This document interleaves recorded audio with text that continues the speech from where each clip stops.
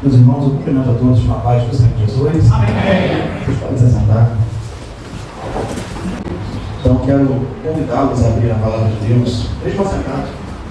Em Atos, capítulo 20.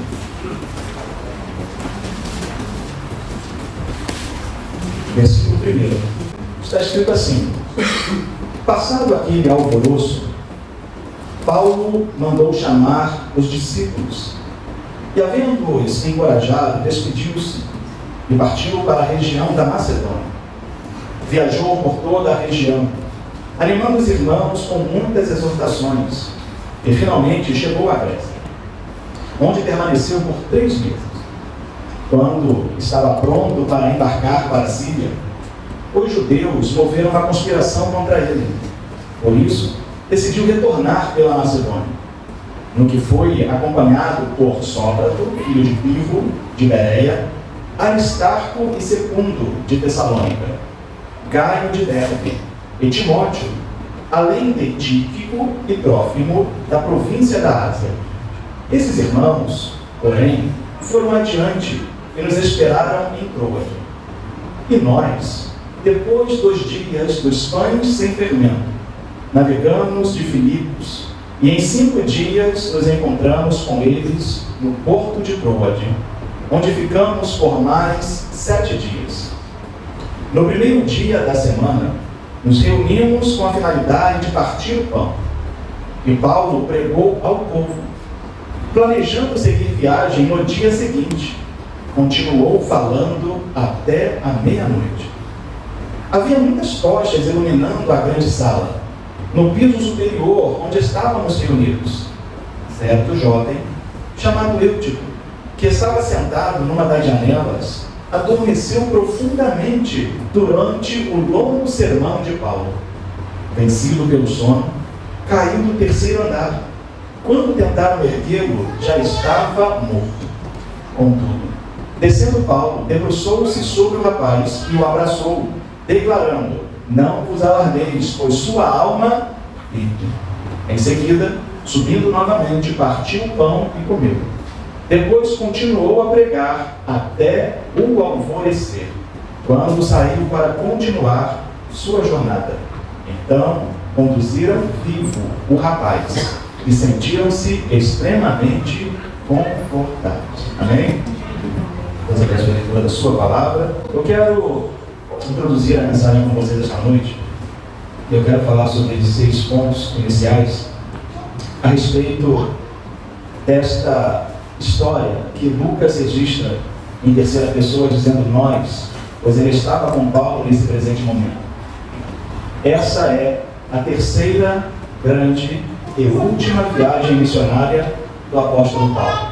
O apóstolo Paulo saiu de sua igreja local, onde ele congregava em Antioquia da Síria, para empreender a sua 3ª e última viagem. E esta viagem missionária era para ele passar por lugares onde ele já havia plantado igrejas e também para passar em lugares ainda aonde não havia igrejas. Tanto que Paulo tinha desejos de chegar até a Espanha. E durante esta 3ª viagem missionária, o apóstolo Paulo passou por uma cidade da Ásia Menor, conhecida como a cidade de Éfeso. Então, nós temos Lucas registrando no primeiro versículo, dizendo as seguintes palavras: passado aquele alvoroço. Mas que alvoroço? O alvoroço é o que aconteceu no capítulo anterior. No capítulo 19, nos versículos 10 e 12, diz assim: assim procedeu por 2 anos, de forma que todos os habitantes da Ásia pudessem ouvir a palavra do Senhor, tanto judeus como gregos. Paulo chegou em Éfeso e ali ele estabeleceu uma moradia por 2 anos ininterruptos. Deus fazia milagres maravilhosos por meio das mãos de Paulo, de maneira que até lenços e aventais que Paulo usava eram levados e colocados sobre os doentes. Estes eram curados de todas as suas enfermidades.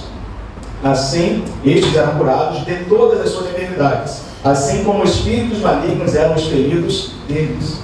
É daqui que surge essa ideia dos pastores modernos de fazer consagração de objetos a fim de obterem curas e vitórias espirituais. Embora esse texto seja apenas descritivo, algumas pessoas tomam para si o direito de fazer tais coisas. Veja que o ministério de Paulo estava prosperando em Éfeso. E prosperou tanto que o versículo 18 diz assim: muitos dos que creram, assim que chegavam, começavam a confessar e a declarar em público suas mais obras praticadas. Da mesma forma, muitos dos que haviam se dedicado ao ocultismo, reunindo seus livros de magia, os queimaram diante de toda a comunidade reunida. Calculados os seus preços, chegou-se à estimativa de que o valor total equivalia a 50.000 moedas de prata. E assim, a palavra do Senhor era grandemente propagada e prevalecia poderosamente. Aleluia. Perceba que o ministério de Paulo é um ministério submetido à palavra. O que prospera não é Paulo, o que prospera é a palavra. O que cresce não é Paulo, o que cresce é a palavra. Quem opera os sinais e as maravilhas não é Paulo, é a palavra. Quem cura e expele demônios não é Paulo, é a palavra através de Paulo. Nós precisamos regressar a este princípio básico, de que a palavra faz todas as coisas. Deus disse, haja luz, e houve luz. Ele foi dizendo, e as coisas foram acontecendo. Sem ele, nada do que foi feito se fez, diz o apóstolo João. O verbo, a palavra. Então isso nos leva a uma consideração de que nós nada somos sem a palavra de Deus. Isso põe os nossos pés no chão. Ainda que o nosso ministério, ainda que o nosso nome esteja sendo soprado pelo vento aos 4 cantos do continente. Pois Paulo havia conquistado boa quantidade de discípulos nessa região. A Bíblia diz que todos ouviram a palavra do Senhor na Ásia, que é a Ásia Menor. Essa parte do mundo antigo, que ficava ali entre a Europa e o Oriente Médio. Só que acontece um problema. No verso 23, Lucas narra, naquele tempo aconteceu grande alvoroço por causa do caminho, pois assim era então identificada a seita dos cristãos. O que nós hoje chamamos de religião, cristianismo, evangelho, a princípio foi conhecido ou chamado de seita. E eles chamavam de seita do caminho, justamente por causa das palavras de Jesus, que disse, eu sou o caminho, a verdade e a vida. E os discípulos de Jesus pregavam o evangelho mostrando o caminho, apontando o caminho e andando pelo caminho. Um homem chamado Demétrio, que era ourives, que confeccionava miniaturas de prata do templo de Diana, proporcionava grandes lucros aos artífices. Ele promoveu uma reunião destes com os demais trabalhadores desta profissão. Ele lhes declarou, senhores, sabeis que deste ofício vem o nosso enriquecimento. E estáis observando e ouvindo que não apenas em Éfeso, como também em quase toda a província da Ásia, esse indivíduo, Paulo, tem persuadido e alterado o modo de viver de muitas pessoas, afirmando que deuses feitos por mãos humanas não têm poder divino. Não podemos continuar correndo esse risco de perder todo o nosso prestígio. E pior, o templo da grande deusa Diana cair em descrédito. E mais, a própria deusa hoje adorada em toda a província da Ásia e em todo o mundo ser destituída da sua majestade divina.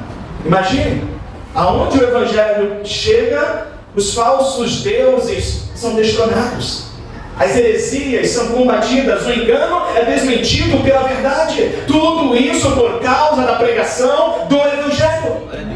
Porque Satanás é o maior opositor da verdade. Porque Satanás, ele criou dentro da sua inteligência maligna, da sua sagacidade, tantas religiões falsas pelo mundo, para que não lhes resplandeça a luz do Evangelho da glória de Cristo. É para isso, Paulo falou aos Coríntios que o Deus deste século cegou o entendimento dos incrédulos. Cegou como? Apresentando fartas religiões, fartas filosofias, fartura de engano. Porque nós precisamos voltar ao caminho da palavra, voltar à pregação genuína do Evangelho, para desmistificar estas coisas, para desembaraçar aqueles que estão embaraçados no engano, para abrir os olhos aos que estão cegos, para ressuscitá-los da morte espiritual. Paulo estava impactando o mundo de Israel. Queira Deus que se levantem mais alguns Paulos nestes dias do fim. Amém. Quero Deus que seja você hoje. Amém. As pessoas olham para cima e imaginam eu. Quem sou eu? Então, você é um vaso que Deus pode encher e pode usar de maneira incrível. Amém. Quem era Billy Graham? Um desconhecido. Quem era Moody? Um desconhecido. Um rapaz que vendia sapatos. Que um dia foi evangelizado dentro da sapataria, nos fundos da loja. Se tornou o maior evangelista do século XIX. Ganhou para Cristo mais de 500 mil almas. Deus pode fazer isso com você, meu irmão, minha irmã. Independente da sua idade, independente da sua capacidade, não depende de nós em nada, depende apenas de Deus. O que depende de nós é a entrega, é o sacrifício, é o compromisso, é a fome, é a sede. Amém. Então, isso gerou um grande alvoroço. Os efésios quiseram pegar Paulo e seus amigos para apedrejá-los, matá-los, mas eles foram avisados antes de sair, escaparam. E depois esse alvoroço terminou com a palavra de mão. Então Lucas está dizendo, passado este alvoroço, Paulo chamou os discípulos para os encorajar. Uma das funções do ministro de Deus é encorajar os demais. Alguns que estão equivocados, imaginando que o ministério serve somente para repreender, para castigar e para maltratar com palavras. Não, o ministério também é para encorajar. O ministério é para mostrar o caminho. É para pegar aquele que está desanimado e animá-lo. Ele estava encorajando os discípulos e despediu-se. Ele viajou por toda a região animando com muitas exortações. As exortações servem para nos animar, para nos pôr de novo na rota. A palavra de Deus, ou a profecia de Deus, ela serve a 3 princípios básicos elementares: edificação, consolação e exortação. Mas por que nós estamos encontrando tantos crentes desmotivados, desanimados? Porque eles não estão sendo mais expostos à pregação da palavra. Você deve se dar por muito feliz esta noite, muito satisfeito por estar sendo exposto à luz da palavra. Porque não há alguém aqui esta noite que está aqui contando 1 milhão de histórias fictícias, que está inventando profecias ou revelações do tipo para mexer com o seu ego ou com os seus desejos, para tirar de você algum proveito. Não, está aqui alguém esta noite apenas para pregar a verdadeira e santa palavra de Deus, a fim de que você queira se parecer mais com Jesus e cumprir o seu chamado. Amém. Ele escapou de uma conspiração, os judeus sabiam, estavam monitorando que ele estava indo para a Síria, então eles armaram uma cilada, uma armadilha para tirar a vida de Paulo. Paulo fala sobre isso muitas vezes. Quantas vezes ele esteve em perigo? Os judeus queriam matá-lo a todo instante. Ele soube da conspiração e tomou um outro caminho. Paulo, ele tinha companhia de homens fiéis. O texto diz que ele estava sendo acompanhado por Sócrates, Aristarco, Segundo, Gaio, Timóteo, Tíquico, Trófimo. Você vai encontrar esses outros homens sendo mencionados em outras cartas, inclusive Timóteo e Tito. Inclusive Timóteo, somente Timóteo aqui, é interessado em 2 cartas. Mas esses homens são mencionados em outras cartas de Paulo. Eram companheiros do seu ministério, eram homens fiéis. Quem são seus companheiros? Quem são os seus amigos, as suas amigas? Será que nós estamos andando em companhia dos fiéis ou dos infiéis? Nós precisamos vigiar quem está em nossa companhia, irmãos. Uma coisa é você evangelizar os descrentes, outra coisa é andar em companhia deles. O Salmo 1 já nos orienta dizendo que feliz é o homem que não se detém no caminho dos pecadores, não anda segundo o conselho dos ímpios, nem se assenta à roda dos escarnecedores. É um homem feliz, bem-aventurado. É uma mulher feliz. Por quê? Porque estas companhias irão contaminar os seus ouvidos, irão contaminar os seus olhos, irão contaminar o seu coração. O apóstolo Paulo chega a dizer que as más conversações corrompem bons costumes. E com respeito aos mais jovens, ele disse: procura buscar a Deus com aqueles que têm corações puros. A nossa geração é uma geração muito difícil de se trabalhar, porque a nossa geração de homens e mulheres, rapazes e moças, não querem mais se desvencilhar do mundo, não querem mais se desvencilhar das amizades mundanas, das coisas que o mundo tem a oferecer. Nós queremos transigir, nós queremos, fazer um amarrado e dizer, não, isso não tem problema, Deus não se importa com isso, não, eu posso muito bem ser um amigo de alguém que é inimigo de Deus. Não pode! O salmista disse no Salmo 119, amigo sou de todos aqueles que te temem. Colega é uma coisa, amigo é outra. Paulo tinha boas companhias. Esses irmãos viajaram diante dele e o esperaram em Troade. Lucas diz que depois dos dias dos pães ázimos ou sem fermento, eles viajaram para Filipos. Esse dia dos pães ázimos é a semana que antecede a Páscoa. Durante esta semana, os judeus eram orientados pela lei de Moisés a retirarem todo tipo de fermento de suas casas. E não poderiam se alimentar de nada fermentado até passar a Páscoa. Isso fala de pureza. Isso fala de santidade, preservação. Eles esperaram passar esta semana e depois viajaram. Chegaram em Troade e ficaram 7 dias. Porém, no primeiro dia da semana, que é o nosso domingo, mostrando-nos já em Atos dos Apóstolos que a igreja não tinha mais o princípio religioso dos judeus de guardar o sábado. A igreja naturalmente estava observando o primeiro dia da semana, o dia da ressurreição, como um dia de reunião solene ao Senhor. Por isso nós não somos adventistas do sétimo dia, não somos sabatistas, porque entendemos pela própria Escritura que os cristãos se reuniam no primeiro dia da semana para partir o pão.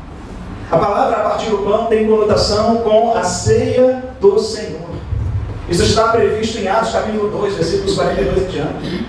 Eles tinham tudo em comum, na comunhão e no partir do pão. Eles estavam cultuando ao Senhor. Eles estavam adorando ao Senhor na primeira semana, no primeiro dia da semana, com a finalidade de celebrar ao Senhor o seu memorial, a ceia, que era bem diferente de como nós celebramos hoje. Pois essa ceia era celebrada em um culto que eles chamavam de ágape, o culto do amor ao Senhor, do amor entre os irmãos. E eles faziam um grande banquete, diferente do que nós fazemos hoje, né? Peguei um pedacinho, porque é simbólico. Mas naquela época as pessoas passavam muitas necessidades. Em alguns lugares do mundo ainda se fazem assim. Eles faziam um grande banquete, reuniam-se, festejavam ao Senhor e ao final eles se alimentavam. De maneira que Paulo teve até que repreender a igreja de Corinto, porque alguns chegavam primeiro, eram mais esfomeados, e comiam a comida toda. E aqueles que vinham de mais longe, quando chegavam, não tinham mais o que comer. E aí isso estava gerando um problema. Paulo falou: se você tem muita fome, come em casa. Um pouquinho de educação faz bem. E às vezes a gente encontra, né, cristãos mal educados. Nessa reunião, Paulo estava pregando. Paulo pregou ao povo. Algumas versões de Bíblia dizem que ele conversava ou falava. Paulo estava pregando de forma eloquente ou em tom familiar. Isso não faz diferença. Ele estava pregando. E eu quero observar com vocês algumas coisas até chegar no ápice da mensagem. E a primeira coisa que eu quero observar com vocês é quais são os benefícios da pregação. Por que não pode faltar pregação na igreja? Por que os pastores têm que ser minimamente bons pregadores? Não precisa ser excelente, né? Que cada um tem um dom de Deus, mas minimamente um bom pregador. Alguém que expõe a palavra de Deus com clareza. Quais são os benefícios? Bom, o primeiro benefício é que nós somos expostos ao texto bíblico. Quando uma igreja tem pregação, você é exposto, você fica face a face com a palavra. Você pouco se importa quem é o pregador, você está se importando com o que está sendo dito. Você se maravilha e se delicia daquilo que está chegando no seu entendimento, no seu coração. Por isso Deus disse através de Moisés: põe as palavras no teu coração. Ponha estas minhas palavras no teu coração. Melhor lugar para você guardar a palavra de Deus é no seu coração. Davi disse: guardei a tua palavra no meu coração para eu não pecar contra ti. Esse é o maior escudo contra o pecado. Satanás quer fazer-nos mais pecadores do que já somos. E uma das maneiras que ele utiliza para fazer isso, nos desenfrear em pecado, é remover o freio da palavra. A palavra funciona para nós como um freio, pois a palavra diz: não vá, não faça, não vá adiante, não cometa isso, não pratique isso. Mas quando nós nos divorciamos da palavra, então nada há em nosso entendimento, conhecimento, que ponha um freio moral em nós. Ele estava pregando.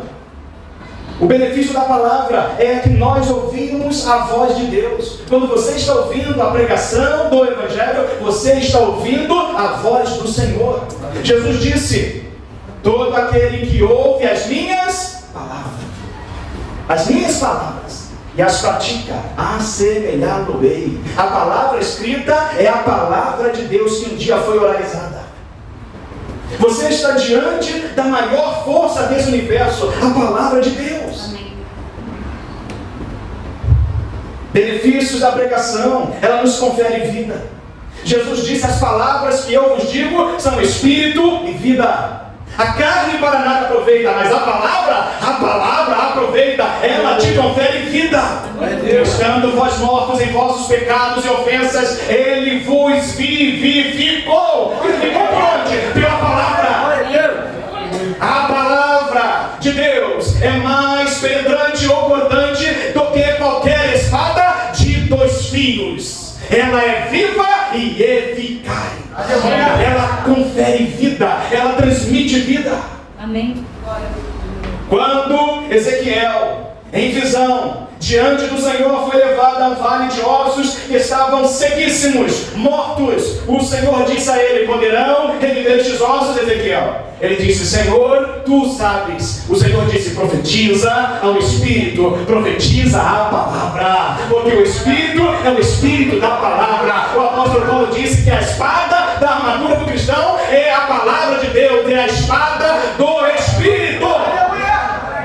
Se você quer receber vida de Deus, você tem que se alimentar da palavra de Deus, você tem que respirar a palavra de Deus, você tem que ler a palavra de Deus, você tem que comer a palavra de Deus. Amém. Ele disse isto para Ezequiel, ele disse isto para Jeremias: come as minhas palavras, vai ser amargo no teu ventre, vai ser doce na sua boca, mas come as minhas palavras. Amém. Aleluia. Como está a igreja do século 21? Enfastiada, enjoada, enojada da palavra. Mas não é porque eles não necessitam, é porque eles estão se enchendo de outras coisas.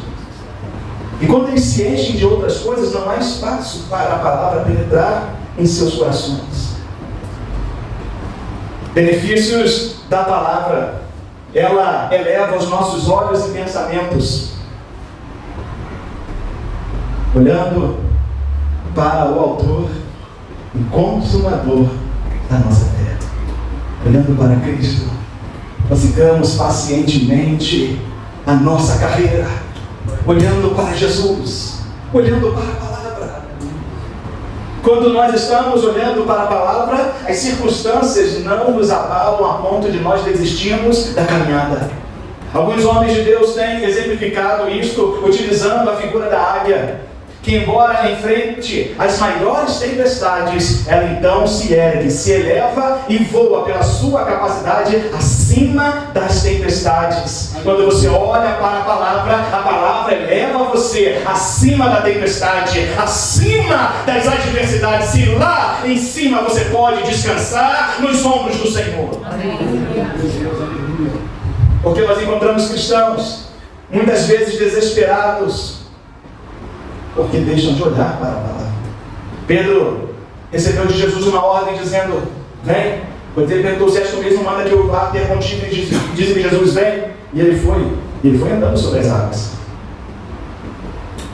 Imaginemos, andando sobre as águas. Isso parece coisa de filme de Hollywood.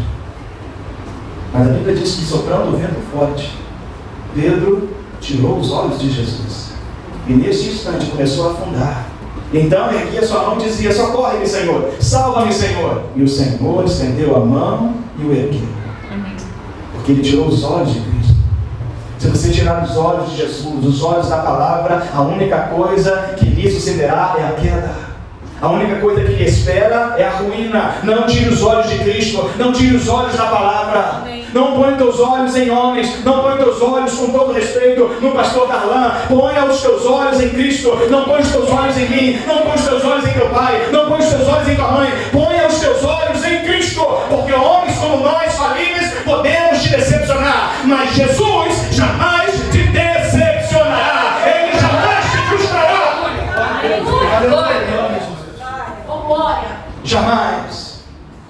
Jamais frustrará os nossos planos, jamais frustrará a nossa fé. O autor aos Hebreus disse: não temerei o que me possa fazer o homem. Confio no Senhor, espero no Senhor. Benefícios de ouvir a pregação: ela nos purifica. Como purificará o mancebo o seu caminho? Como você vai purificar a sua vida? Como você vai aperfeiçoar a sua vida? Como nós faremos isso? Observando segundo a sua palavra. Observando conforme a sua palavra. Ah, pastor, eu tenho tanta dificuldade de me santificar. Leia a Bíblia. Ah, pastor, eu tenho tanta dificuldade de largar tal pecado. Leia a Bíblia. Ah, pastor, eu tenho tanta dificuldade para isso ou para aquilo. Leia a Bíblia. Observe a palavra. Glória a Deus. Ela nos purifica. O Senhor disse: vocês já estão limpos pela palavra que eu vos tenho falado. A palavra limpa, purifica, ela santifica. A palavra nos lava, ela regenera. A palavra nos põe em um novo estado, um estado de santificação. Fomos lavados, redimidos, regenerados pela palavra.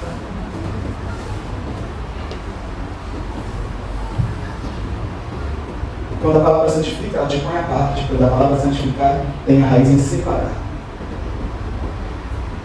Aí você consegue diferir aquele que serve a Deus daquele que não serve.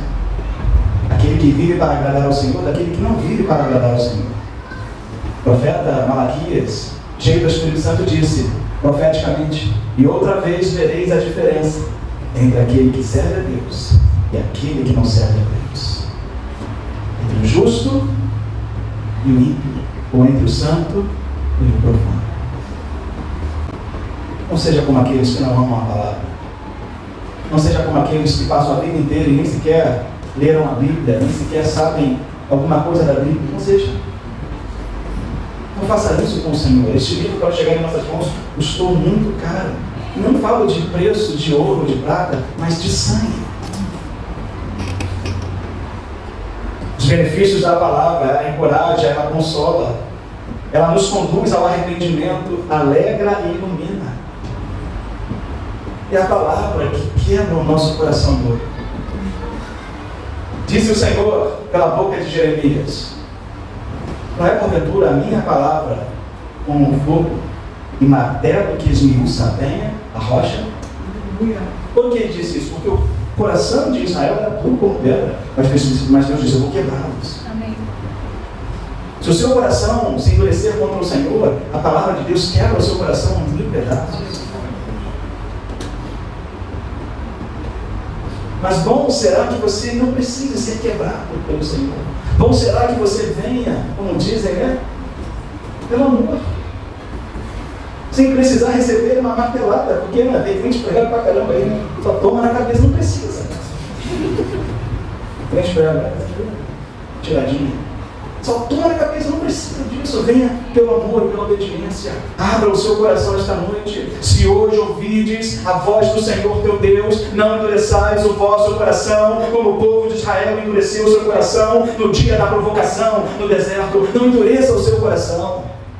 Estevão estava pregando e aqueles judeus estavam rangendo os dentes. Ele disse a vocês: sempre resistem ao Espírito Santo, assim vocês são como os seus pais, homens de dura cerviz, homens de corações duros.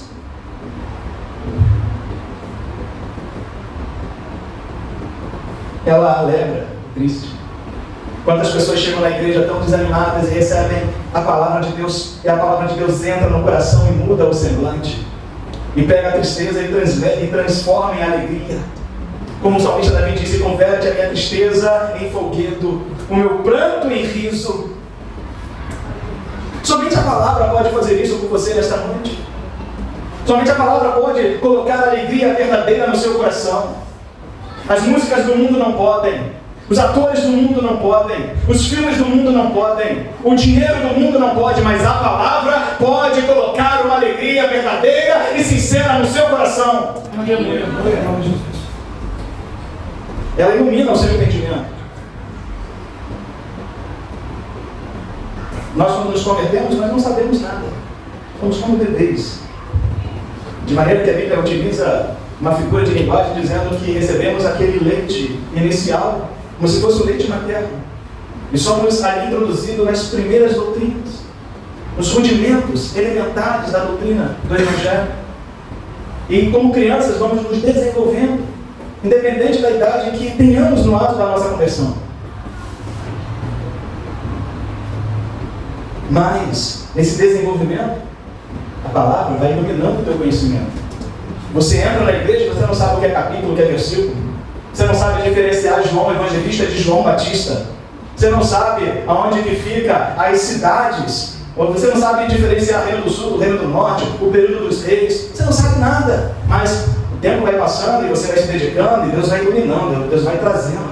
A Bíblia diz em Provérbios 4,18 que a luz, ou o caminho do justo, é como a luz da aurora, do amanhecer, que vai brilhando mais e mais até se tornar um dia perfeito. Isso fala de amadurecimento. Ninguém chega na igreja já pronto, preparado para ser usado no dia seguinte ou no ministério, não. Há um tempo para você se desenvolver, há um tempo para você amadurecer. Porque acontecem muitos escândalos quando alguns artistas se convertem ao Evangelho. Porque a pessoa pega ele na igreja em que ele chega e já no mês seguinte já dá a ele uma função. Já coloca ele para dar o testemunho, para pregar a palavra, e aquele rapaz, aquela moça, aquele homem, aquela mulher, não tem ainda um desenvolvimento, não tem ainda uma maturidade para lidar com essa circunstância do culto, da plataforma, da pregação, não tem ainda o entendimento dessa responsabilidade, e daqui a pouco vai vendo coisas que não era para ver, e daqui a pouco está no mundo de novo. A pregação pode ser curta ou longa, contudo ela deve ser ungida. A Bíblia diz em Atos capítulo 20 que Paulo pregou ao povo e planejando seguir viagem no dia seguinte continuou falando até a meia-noite. Lucas estava usando o sentido horário mesmo que o nosso, meia-noite do nosso dia.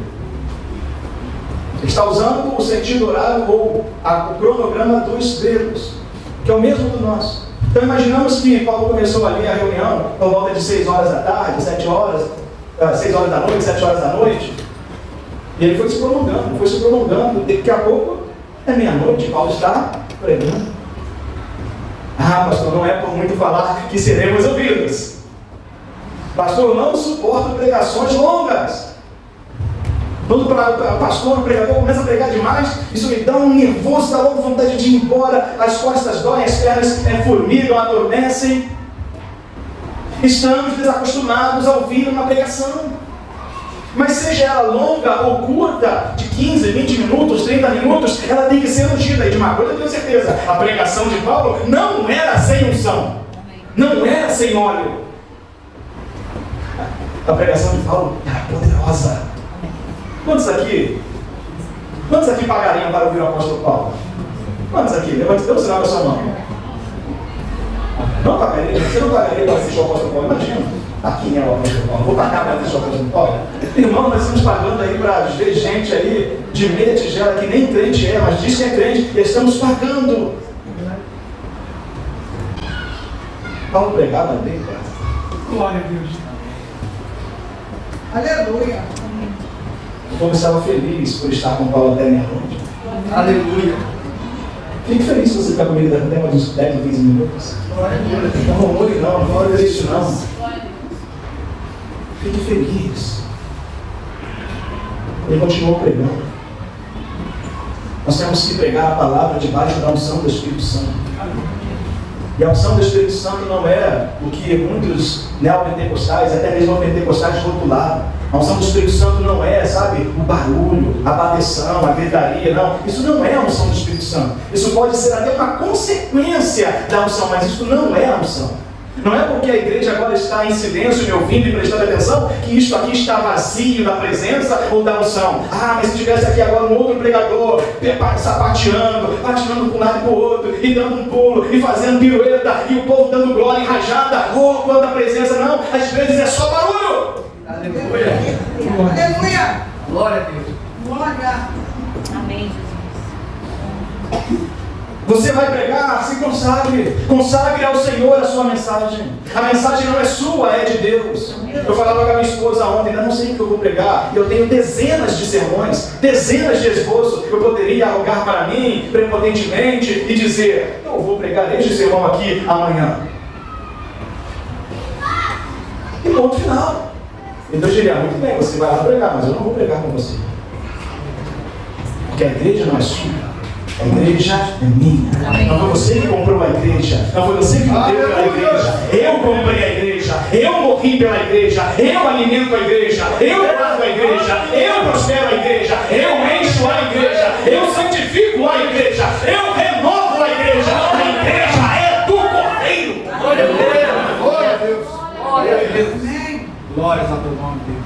Obrigado, Senhor. Havia muitas luzes no cenáculo, mas havia muitas trevas fora dele. O texto diz, na minha versão, muitas tochas de fogo, a sua diz muitas luzes.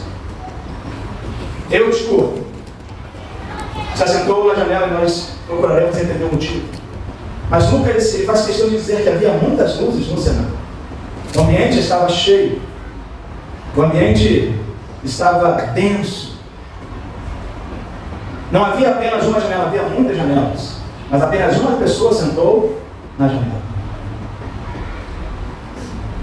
Os pesquisadores, eruditos, teólogos têm dito que o motivo de Eutico ter adormecido e ter caído se deu por causa dessas luzes e tochas que na sua combustão, na queima do óleo, produziu ali um efeito, tipo um efeito estufa, que foi embriagando o menino e ele foi ficando entorpecido por aquela fumaça.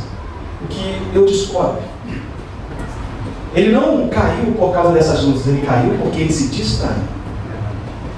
Bom, eu não sei quantos de vocês aqui já fizeram viagem de avião, mas muitas pessoas já fizeram e outros que não fizeram de avião fizeram de ônibus. Normalmente, quando nós vamos viajar, nós pedimos para viajar aonde? Por quê? Para viver a qualidade de se distrair, porque a viagem é longa, cansativa, demorada. E aí você quer ficar na janela, quando na janela você fica olhando os passagens passando e aí essa mente vai distraindo e você não vê aquela viagem passar. Eu fui fazer a minha primeira viagem de avião agora, recentemente. E quando eu fiz, eu falei, olha, comprar na janela. Eu quero ver lá as nuvens. E fui na janela, para me distrair. Quem já está acostumado a levar no corredor, mas é a primeira vez que eu quero ir na janela, porque o cara me botou lá na asa ainda. Eu estava cansado. Estava enfadado. Ele saiu do meio do recinto e foi para um lugar à parte. A exemplo de Eutico, há muitos cristãos que estão fazendo isso. Estão procurando algum alívio, algum conforto, mas longe do meio, longe do centro, longe da exposição da palavra. Olha, estão se pondo lá na janela. A janela é aquele compartimento, é aquele ambiente que dá vista para o mundo. O Senhor quer que você olhe para dentro da casa dele, para dentro da igreja, para dentro da palavra, para dentro do reino, mas você está olhando lá para fora, você está na janela, você está dividindo a sua atenção com o mundo. Dentro tem luz, do lado de fora tem trevas, dentro tem palavra, do lado de fora só tem desgraça e maldição, mas lá fora tem música, lá fora, sabe, tem entretenimento, lá fora tem mulheres nuas, tem homens nus, e isso mexe com a nossa carnalidade, com a sensibilidade nossa. Então alguns estão desviando a sua atenção com o mundo. O Senhor Deus não aceita que dividamos a nossa atenção com o mundo. Ou nós somos do Senhor, ou nós somos do mundo. Não dá para ser metade. Glória a Deus. Eu estava enfadado. estava cansado, buscava alívio e conforto na janela. Havia muitas janelas, não era por causa do calor, não era por causa da fumaça, porque se o ambiente não tivesse janelas, então sim poderia até concordar com os expositores, o ambiente fechado, fumaça, gerou aquele efeito ali, entorpeceu ele. Não, havia muitas janelas abertas, a circulação do ar, não há entorpecimento, não há embriaguez. Será que tem alguém aqui esta noite que está pedindo a sua atenção comigo?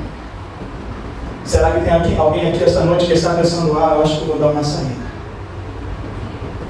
Não vale a pena. Não vale passar aqui tanto tempo, está enjoando, está me enfadando. Estou ficando cansado de ouvir esse negócio que Jesus salva, que Jesus batiza, que Jesus cura, que Jesus quer um compromisso, uma responsabilidade, que eu tenho que carregar a cruz, que eu tenho que morrer para mim mesmo, que eu tenho que tomar uma posição. Eu estou cansado, eu quero ouvir outra coisa, eu quero ver outras coisas, eu quero ouvir uma outra mensagem. Eu vou ficar naquela janela ali, deixa eu ver o que eu tenho para ouvir do lado de fora, deixa eu ver o que eu tenho para ver do lado de fora. E nesta, em que uma pessoa divide a sua atenção com o mundo, é quando lhe vem o sono profundo. A Bíblia diz que durante a pregação, ele adormeceu. Irmãos, você pode dormir na minha pregação. Você pode dormir na pregação do pastor Darlan, sei que ele vai ficar chateado com isso, mas dormir na pregação de Paulo? Não dá, irmãos. Estamos falando do maior apóstolo do Senhor Jesus Cristo. Um homem que já tinha aqui mais de 20 anos de ministério. Vencido pelo sono, ele caiu no terceiro andar.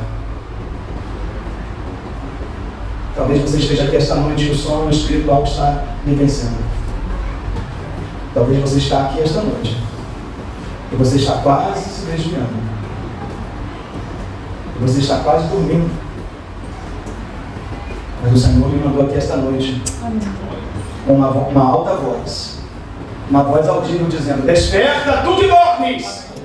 Desperta, tu que dormes! E Cristo te iluminará! Desperta! A mensagem é de despertamento. Aleluia. Talvez você ainda nem tenha Cristo e você está dormindo, mas a palavra que está sendo pregada esta noite é para você despertar deste sono e vir para Cristo. Entregar-se para Cristo, amá-lo de todo o seu coração, ser satisfeito, satisfeita por Cristo. Aleluia. Quando tentaram erguê-lo, já estava morto. Bom, nós temos aqui na companhia, ou na comitiva de Paulo, um médico, chamado Lucas. Se existe alguém que sabia como identificar alguém que está vivo ou está morto, era Lucas. E ele dava atestado: ergueram um menino morto. Imagina a tragédia. Um culto, uma reunião de oração, de pregação, e alguém morre. Imagina a tragédia, o pastor está aqui pregando semanalmente, diariamente, orientando, visitando, cuidando, e alguém se desvia. Que tragédia! Alguém vai para o mundo, alguém, se descuida. Que tragédia!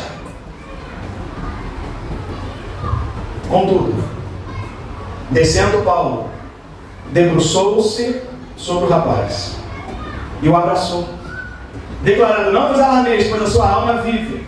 Alguns chegam a dizer que Paulo está desmentindo Lucas aqui, porque Lucas diz que está morto e Paulo diz que está vivo. A verdade é que ele não está desmentindo, é que Deus operou o milagre da ressurreição enquanto ele abraçava o menino. Aleluia. Amém. E aqui eu quero lhe dizer: Paulo abraçou o menino. O abraço é uma das demonstrações mais sinceras de amor. Quero lhe convidar a abraçar os que estão caídos e a revivê-los. Abrace quem está caído esta noite.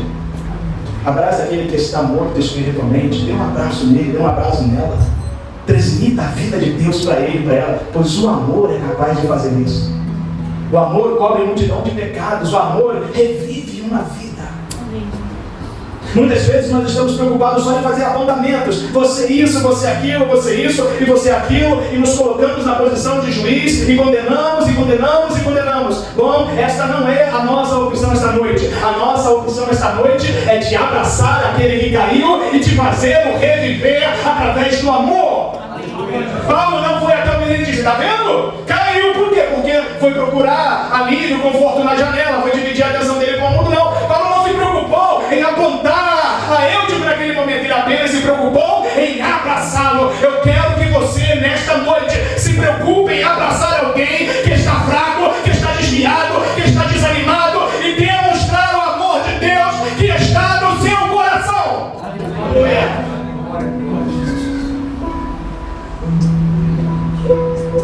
Estava morto, mas reviveu.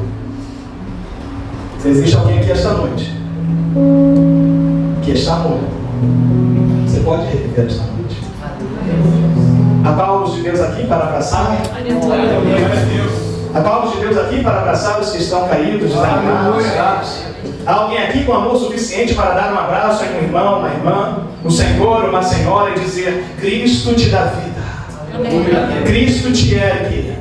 Você caiu pelas suas próprias concupiscências, você caiu pelas suas próprias queixas, mas o Senhor te ergue nesta noite. O Senhor te dá vida nesta noite. Finalizando, subindo novamente, partiu o pão e comeu. Continuou a pregar, mas já não era meia-noite. Pregou até o alvorecer. Estamos falando de uma reunião que durou aproximadamente 10 a 12 horas. Ele continuou pregando, Paulo não se cansou. Tragédia no meio do culto, no meio da reunião, nada desestimulou Paulo. Pastor, nada deve desestimular. Alguns sairão, pastor, é verdade. Alguns cairão e não serão erguidos porque não querem. Mas não desanime, continue pregando até o alvorecer. Não retroceda. A queda de alguém não pode interromper a nossa comunhão e o nosso serviço. Ele subiu, continuou pregando e partiu o pão. Comunhão. Ah, mas o pregador fulano caiu. O pastor ciclano pegou. A irmã Bertana se desviou. Eu vou desviar também. Não importa quem caia, não importa quem morra, nada deve interromper a nossa comunhão com Cristo. Nada pode se colocar, se interpor entre nós e Cristo. Nada pode interromper o nosso serviço e o nosso trabalho para Cristo. Fique de pé em nome de Jesus. Eutico reviveu a vida neste lugar, nesta noite. O salmista disse que aqui é o lugar em que lhe ordena a bênção e a vida para sempre. O texto termina: conduziram o rapaz vivo e sentiram-se extremamente confortados, consolados, satisfeitos. Sabe o que isso quer dizer? Que não é a morte que vai reinar neste lugar. Não é a morte que vai imperar aqui ou em qualquer lugar da sua vida. O que vai imperar é a vida. Conduziram um rapaz vivo. Se você chegou aqui hoje arrastado, chegou aqui hoje prostrado, você vai sair daqui hoje de pé, marchando, vivo. Você vai sair daqui hoje voando nas asas de Deus. Você vai sair daqui hoje sapecado no Espírito Santo. Porque aqui o que reina não é a morte. Aqui o que reina é a vida. O dono da vida, o príncipe da vida. Todos seremos confortados se você esta noite der um passo de fé em direção a Jesus. Todos ficaremos muito alegres se você esta noite sair do seu lugar e vir aqui à frente dizendo: pastor, eu estava assim, morrendo, dormindo, mas esta noite Jesus me acordou. Esta noite Jesus me despertou, pastor. Eu não vou dormir mais não. Eu estava assim, pastor, encostando na janela, mas agora não vou ficar mais na janela não, pastor. Eu vou ficar na porta. Eu vou ficar na porta, pastor. Por quê? Porque na porta do Senhor vale mais um dia do que 1000 em qualquer outra parte. Eu vou ficar na porta, pastor. Por quê? Porque Mardoqueu estava sentado à porta do rei. E foi na porta que Deus lhe deu vitória. Sai da janela esta noite e vem para a porta. Por que a porta? Porque Jesus é a porta do aprisco das ovelhas. Porque Jesus é a porta do céu. Saia do seu lugar e venha aqui à frente agora. Saia do seu lugar e venha aqui à frente agora. Venha para a porta. Venha renovar a sua aliança. Venha renovar o seu contato com Deus. Venha renovar a sua fé. Venha aqui agora em nome de Jesus. E nós estaremos orando e ministrando a bênção de Deus sobre a sua vida. Glória a Deus. Glória a Deus.